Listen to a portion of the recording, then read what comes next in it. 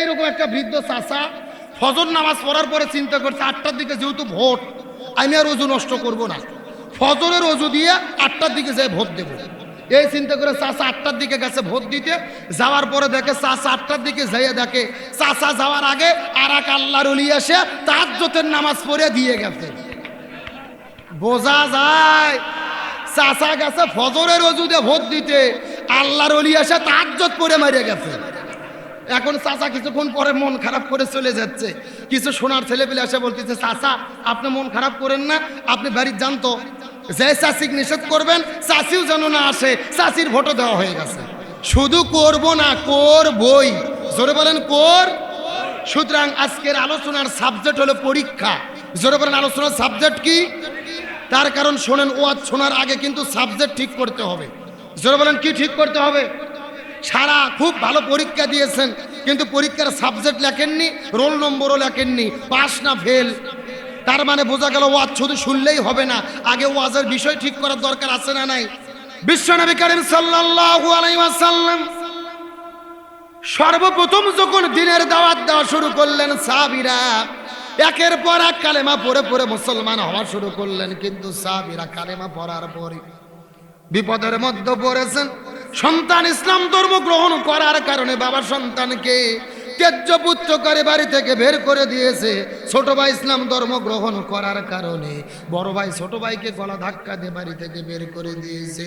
কেউ বা ঘর হারা, কেউ বা বাড়ি হারা, কারু বা পেটের মধ্যে কোনো খাবার নাই, কারু বা থাকার মতো কোনো জায়গা নাই। এমন সময় আল্লাহ তাআলা সাহাবীদেরকে সান্ত্বনা দেওয়ার জন্য এই সূরা আনকাবুত নাজিল করেছে। জোরে বলেন না মারহাবা। আমার বন্ধুগণ, মুসলমান ভাইরা গভীর মনোযোগ। এই সূরার প্রথমে আল্লাহ রাব্বুল আলামিন ডাক দিয়ে বললেন আলিফ লাম মিম।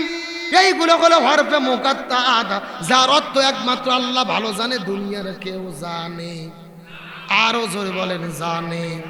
আল্লাহ সর্বপ্রথম হরফে মুকাত্তাআত দিয়ে শুরু করলেন।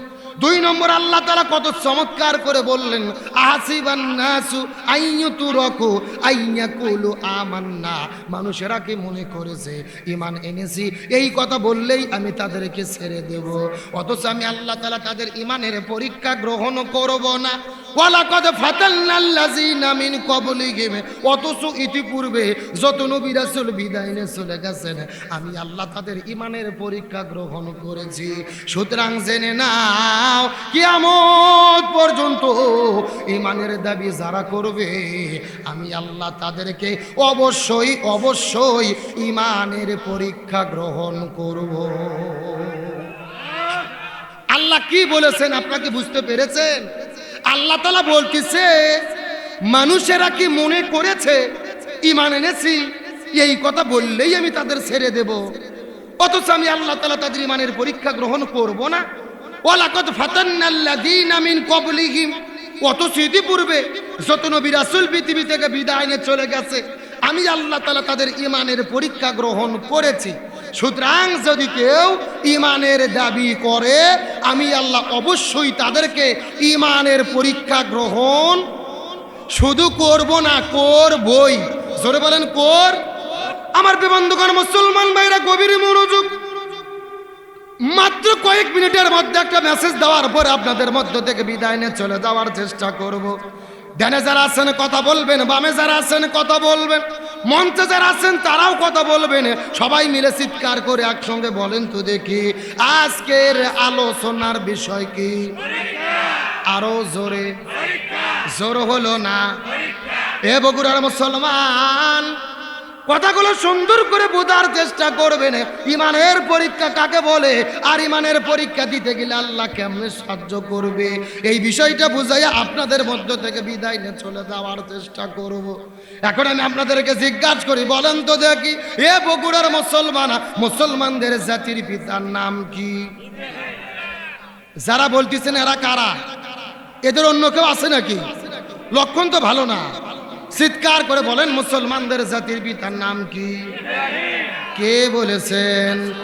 মিল্লাতাম আবিকুম ইব্রাহিম ওয়া সাম্মাকুমুল মুসলিমিন।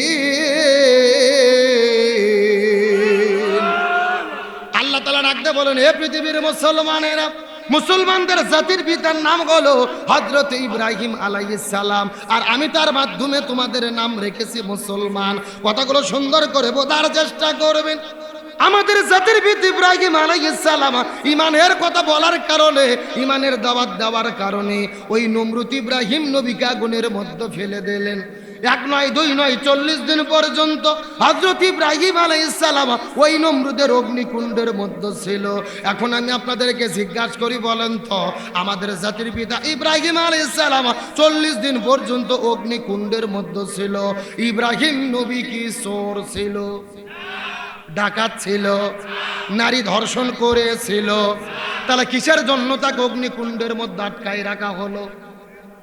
কালেমার দাওয়াত দেওয়ার কারণে, ইমানের পরীক্ষা দিতে গিয়ে ইব্রাহিম আলাইহিস সালাম 40 দিন পর্যন্ত নমরুদের অগ্নিকুণ্ডের মধ্যে ছিল। এখান থেকে বোঝা গেল, এ বগুড়ার মুসলমান আমরাও যদি ইমানের কথা বলি, ইমানের পথে চলি, ওই ইমানের আন্দোলনের কর্মী হই, ইব্রাহিম নবীর মতো মাঝে মধ্যে আমাদেরকেও আগুনে পড়া লাগতে পারে। কথাগুলো সুন্দর করে বোঝার চেষ্টা করবেন। আল্লাহর একজন পয়গম্বর ছিল হযরতে মুসা আলাইহিস সালাম। কি নাম বললাম? কথাগুলো সুন্দর করে বোঝার চেষ্টা করবেন। হযরতে মুসা আলাইহিস সালাম দিনের দাওয়াত দেওয়ার কারণে ওই ফিরাউনের কাছে যখন দিনের দাওয়াত দিতে গেছে, ফিরাউন মুসা নবীকে মারার জন্য পিছন দিক থেকে যখন হামলা করেছে, মুসা নবী দৌড়াই সামনে, ফিরাউনের বাহিনী দৌড়াই পেছনে। দৌড়াইতে দৌড়াইতে মুসা নবী যখন লোহিত সাগরের কাছে চলে গেছে, ডান দিকে পথ বন্ধ, বাম দিকে পথ বন্ধ, পিছন দিক থেকে ফিরাউনের বাহিনী হামলা করেছে, আর সামনের দিকে হলো লোহিত সাগর। মুসা নবী ডাকতে বলেন, আল্লাহ এখন আমি কি করব বলেন তো?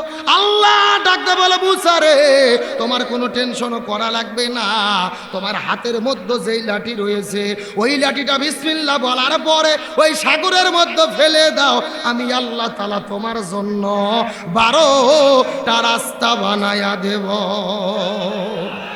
ওয়ালা তাহিনু ওয়ালা তাহজানু ওয়া আনতুমুল আলাউনা ইন কুনতুম মুমিনিন।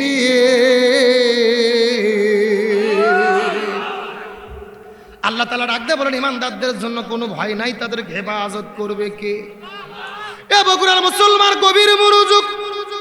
এই কথা বলার পরে হযরত ইব্রাহিম আলাইহিস সালাম আস্তে করে লাঠিটা বের করার পরে যখন লোহিত সাগরের মধ্যে ফেলে দিল, আল্লাহ সঙ্গে সঙ্গে 1 নয়, 2 নয়, 12টা রাস্তা বানায়া দিল। চিৎকার করে বলেন তো দিকে আল্লাহু আকবার। এখন চিৎকার করে বলেন তো দিকে রাস্তা বানাইছে কয়টা? এ বগুড়ার মুসলমান গভীর মনোযোগ দিয়ে বোঝার চেষ্টা করবেন। এই 12টা রাস্তা বের হওয়ার পরে মুসা নবী বনি ইসরাইল সম্প্রদায়দেরকে নেওয়ার পরে একটা রাস্তা দিয়ে যখন দৌড়ানো শুরু করলো, মুসা নবী 12 রাস্তার মধ্য দিয়ে কয়টা রাস্তা দিয়ে দৌড়ায়?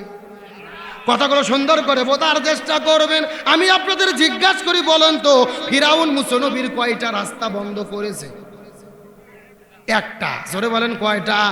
এখন আল্লাহ যদি সাগরের মধ্যে একটা রাস্তা বানাইতো, মুসা নবী যাইতে পারতো কি পারতো না? এই ব্যাখ্যাটা ভালো করে হেকমতটা বোঝার চেষ্টা করবেন। আল্লাহ যদি একটা রাস্তা বানাইতো, ওই রাস্তা দিয়েই কিন্তু মুসা নবী যাইতে পারতো, কিন্তু আল্লাহ একটা রাস্তা না বানাইয়া 12টা রাস্তা কেন বানাইলো? এই আয়াতের ব্যাপারে তামাম পৃথিবীর ভেতরে সমস্ত মুফাসসির কিরাম একমত পোষণ করেছেন। আল্লাহ তাআলা বুঝাইতে চায়, এই পৃথিবীর ভেতরে ইমানদারদেরকে মারার জন্য ওই জালেমের বাচ্চা রাস্তা বন্ধ করে আল্লাহ আর একটা রাস্তা খুলে দেয় না। ওই জালেমেরা একটা রাস্তা বন্ধ করে আর আমার আল্লাহ 12টা রাস্তা বানায়া দেয়। লিল্লাহ তাকবীর। ওরা রাস্তা বন্ধ করে কয়টা, আর আল্লাহ খুলে দেয় কয়টা? আল্লাহর রহমতটা আপনাদেরকে বুঝতে হবে। আমার প্রিয় বন্ধুগণ, মুসলমান ভাইরা গভীর মনোযোগ। হযরত মুসা আলাইহিস সালাম তার সঙ্গী সাথীদেরকে নিয়ে দৌড়াইতে দৌড়াইতে যখন লোহিত সাগরের মাঝখানে চলে গেছে, ওই ফিরাউনের বাহিনী দৌড়াইতে দৌড়াইতে সাগরের ওই পাশে চলে এসেছে।